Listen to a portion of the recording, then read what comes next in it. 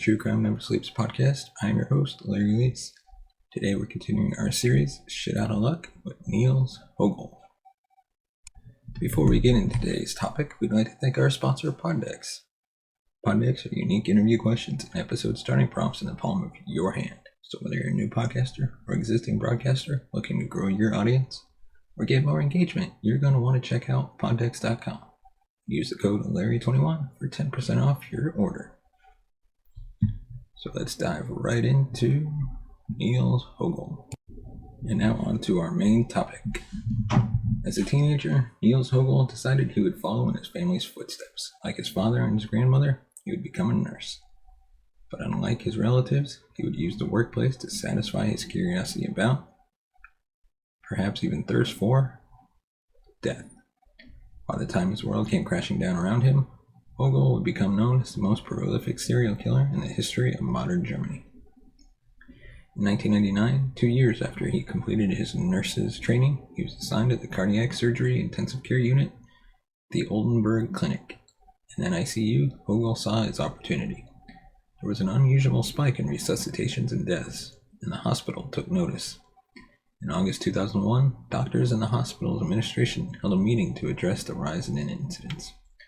Hogel thought he was caught. According to the criminal code, he called in sick for the next 3 weeks, and only 2 patients in that hospital ward died during that period. Certainly that should have been a sign to his supervisors. But shortly after his return, he was transferred to the anesthesiology unit at the hospital. A year later, Oldenburg's head physician confronted Hogel after multiple patients under his care had been found in a life-threatening condition.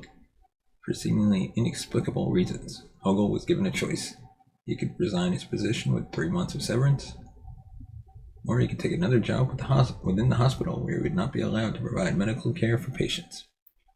Hogel resigned, and out of the deal even received a glowing letter of recommendation from the hospital's director of nursing. The daily German newspaper reported, in the letter he's praised for his circumspect, diligent, and autonomous work ethic, as well as performing prudently and in an objectively correct manner in critical situations. In December 2002, Hogel took that reference letter and landed a job less than 25 miles away at the Delmenhorst Clinic. Initially, Hogel's colleagues held him in high regard, but as emergencies and fatalities due to arrhythmia or sudden decreases in blood pressure shot up while he was on duty, their suspicions grew and they began avoiding him. They started referring to him as Resuscitation Rambo. Still, his supervisors did nothing, not even when 4 empty vials of a heart medication that no doctor prescribed were found in his ward. Nearly 3 more years passed before colleagues finally caught Hogel injecting the same drug into a patient's bloodstream, which prompted a police investigation. Several Delmenhorst co-workers provided statements indicating Hogel was behind a staggering number of heart complications, resuscitations, and unexplained deaths at the hospital. The investigation concluded that Hogel had been single-handedly responsible for doubling the deaths at the hospital. The Guardian reported that 73% of all the deaths happened while he was on duty. In December 2006, the German regional court sentenced Hogel to 5 years in prison and an employment ban of equal length for attempted voluntary manslaughter. It was later increased to 7.5 years and a lifelong employment ban. As the news spread, the number of questions increased. German authorities expanded their investigations and exhuming bodies for further autopsies. Over the course of nearly a decade and multiple waves of investigation, the results found that Hogel had murdered more than 300 people under his care. During additional hearings and trials, he admitted to injecting the antiarrhythmic drug into patients to cause a cardiac arrest. He wanted to see if he could revive them partially out of boredom. There was a tension there, and an expectation of what would happen next, he testified in 2015. Quote, usually the decision to do it was relatively spontaneous. He also said he was, quote, honestly sorry. But that's not all, folks. In January 2014, the Oldenburg DA's office launched another investigation into the incidents at Delmenhorst Clinic. As a result of that investigation, authorities charged him with 3 counts of murder and 2 counts of attempted murder. Hogel actually confessed to these charges, and in doing so, he admitted to committing an additional 30 murders. He states he committed these murders by giving 90 patients medications that weren't prescribed. After injecting them, 60 of the patients he was able to successfully resuscitate. The other 30 died as a result. February 28, 2015, Langdorf Oldenburg sentenced him to life in prison, and that sentence was finalized in March of that year. In their arguments, the prosecuting attorneys stated Hogel administered these medications, like we said, out of boredom, and urged to demonstrate his skills at resuscitation. But there's still more. After Hogel confessed to the 30 murders, there was rising suspicion he may be responsible for even more deaths. You think? In October 2014, after 200 mysterious deaths were identified, authorities launched yet another investigation. In November of that year, a special commission was formed to delve further into the deaths at various facilities Hogel was employed at. This investigation would last for 3 years, and authorities would review over 200 cases. The commission had 134 bodies exhumed throughout Germany, Poland, and Turkey, so they could be autopsied. These bodies were spread among 67 different cemeteries. In most cases, the decomposition had progressed too far for medical examiners to detect any trace amounts of medication in the tissue. Unfortunately, 101 patients who died at Delmenhorst while Hogel worked there couldn't have autopsies performed as they had been cremated. In 2015, the suspected victims exhumed in Gandersky and Delmenhorst showed trace amounts of one form of heart medication or another that was not prescribed. By November 2016, detectives claimed they could attribute an additional 37 deaths to Hogel while he was employed at Delmenhorst from December 2002 to June 2005. The director of the Special Commission released a statement saying, quote, "The provable Oldenburg and Delmenhorst homicides were only the tip of the iceberg." Hogel was already sentenced to life in prison. He was not eligible for parole. Also, capital punishment is prohibited under Germany's constitution. Charging him further would not alter his sentence in any way. It would only find him innocent or guilty of the new charges. The courts opted not to pursue further charges. On August 28, 2017, detectives gave an announcement that they could safely conclude Hogel to be responsible for the deaths of 90 of his patients, including the 6 he'd already been convicted of. He would admit to an undisclosed number of deaths, but said he could not remember specific details in most of those cases, and he didn't come out and outright deny the allegations. I call bullshit on this. Although I'm not an expert by any means, I have done and continue to do quite a bit of research on serial killers and their behavior. From all the research I have done to date, the vast majority of serial killers can give exact details of their actions, even decades after the fact.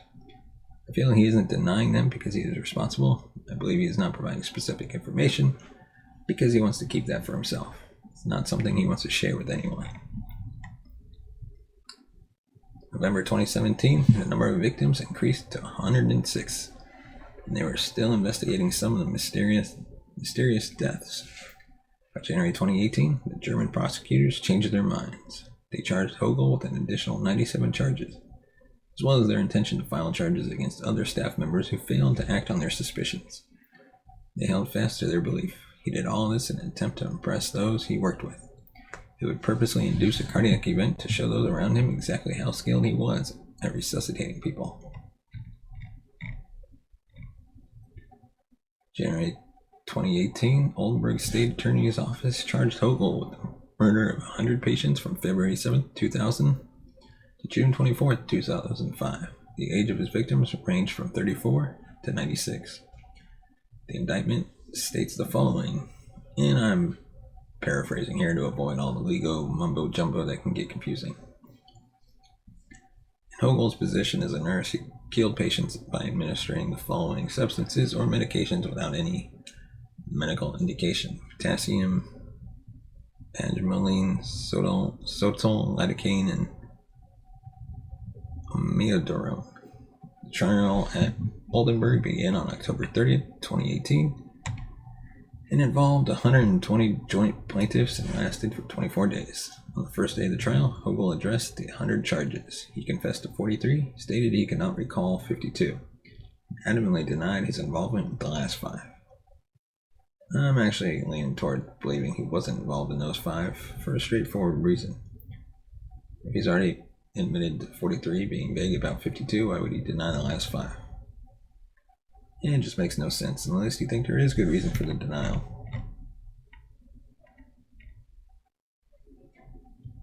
June 6, 2019, Oldenburg courts again sentenced him to life imprisonment. They took his prior convictions into account when they determined Hogel's severe gravity of guilt. This German term, used in court, significantly increases the offender's sentence severity. Precludes any chance of early release after serving only 15 years. The court found him guilty on 85 separate murder charges and not guilty on the remaining 15. He and a joint plaintiff appealed the verdict but the Federal Court of Justice dismissed both of them on September 11, 2020. And now, here are my thoughts on the Niels Hogel case. I was intrigued by this case because of the vast fluctuation of body count I was finding. As I kept digging and digging, couldn't help but get sucked in by the intrigue of it all. I would have thought after we reviewed the case of Charles Colin that nothing would surprise me with these kind of medical cases. I couldn't have been more wrong.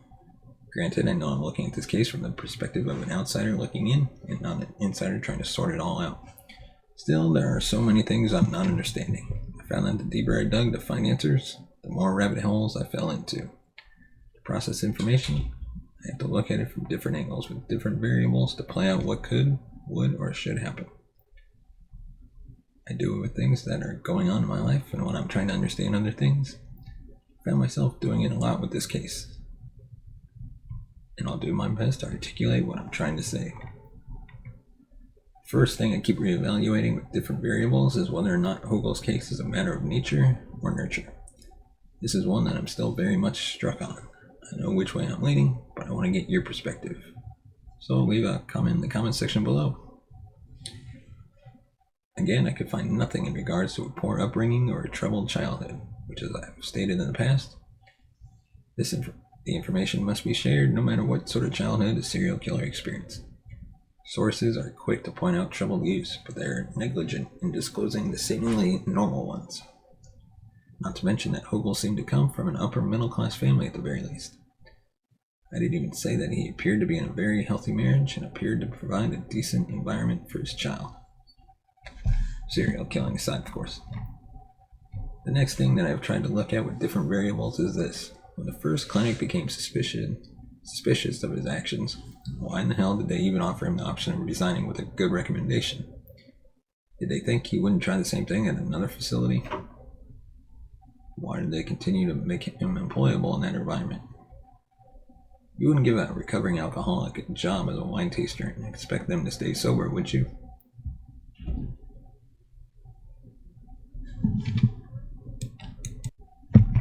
Even when he went to the second clinic, his actions were noticed, yet they were ignored. Otherwise, they would not have been allowed to continue for so long. It seemed that they were just aiding him in his efforts to kill people by allowing him to stay in a position where he could harm anybody and everybody. Most of all, I'm curious as to why Germany doesn't employ capital punishment. Shouldn't some extenuating circumstances would be an exemption to that? Especially for those that seem to have no regard for human lives themselves. What do you think was Hogel's motivation behind his actions? Do you feel like either clinic dropped the ball when it came to their suspicions? Or did they handle things the right way? Do you think that Germany should have made an exception to their capital punishment laws when it came to this case? Let us know in the comment section below. Or send us a tweet at TrueCrimeNS.